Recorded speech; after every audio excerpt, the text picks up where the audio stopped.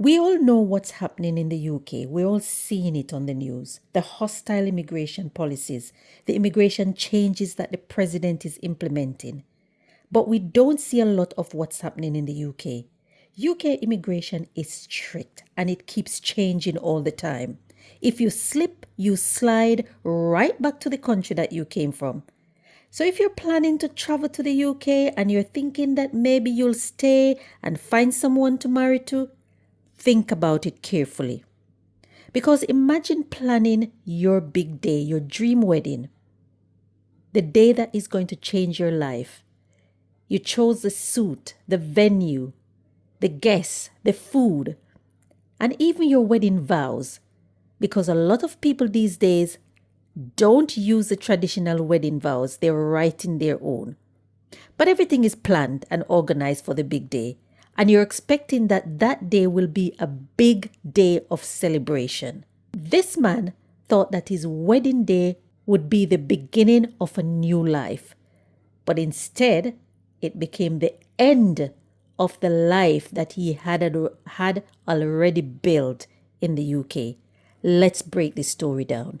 Welcome and welcome back to the channel. If this is your first time, my name is Joy. Thank you for stopping by.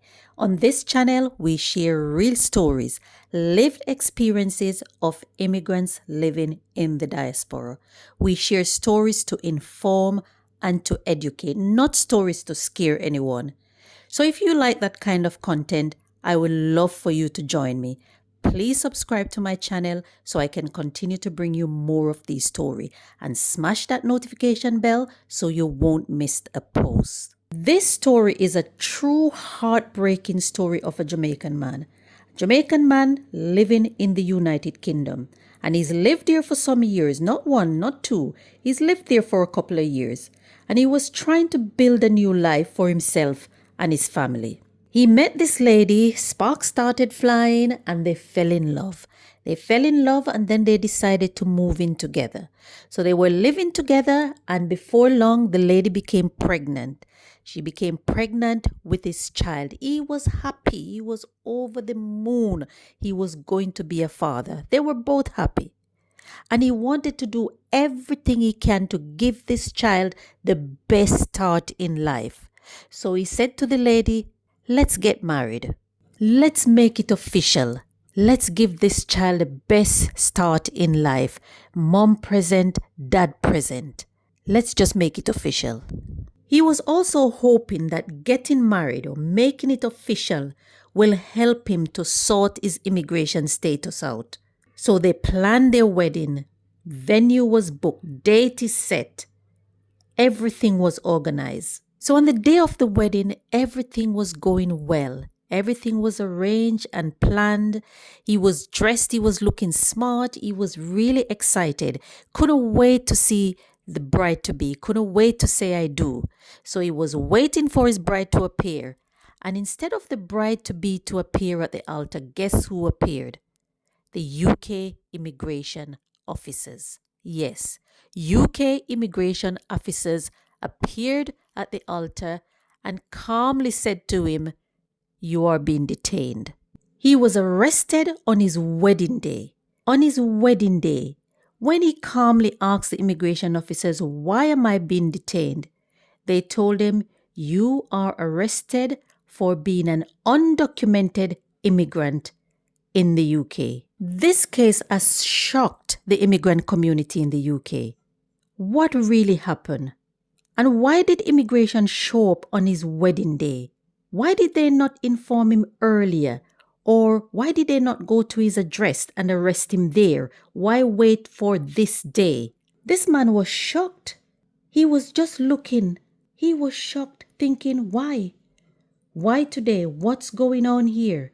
They told him he was arrested for immigration matters because he does not have the permission to get married in the UK. He was shocked, but he remained calm. He composed himself. He did not create a scene. He remained calm throughout the whole process. He even asked the immigration officers, "Can I please say goodbye to my wife because I am not sure that I will come back?" And the officers allowed him to say goodbye to his wife. The two of them hugged and hugged each other. One last hug. The bride, she cried. She cried her eyes out. His little baby was there, but he was too young to understand what was really going on. This story is heartbreaking. This is a situation that no one should experience. He asked the immigration officers, "Why today? Why did you not come to my address?" He said to them, "I am a father. He does not understand, but I do. I just want a better life for my family." That was very heartbreaking to watch, to listen to. The immigration officer said that his visa was expired and that there is no ongoing application pending in the system for him. He said to the officers, "Then why did you give me permission to go ahead and get married?" The immigration officer said, "We did not give you permission to get married. We give your fiancee, the bride-to-be, permission to get married. She's a British citizen, so we cannot stop her from getting married. But it is your responsibility to make sure that you have the right to get married in the UK." They even advised him that he should have returned to Jamaica and reapply for the UK visa. But we all know this is a trick, because once he had returned to Jamaica, coming back would be a problem. It would be difficult. There is no guarantee that he would have been granted the visa to return to the UK, especially because he overstayed the previous visa and also because he was deported.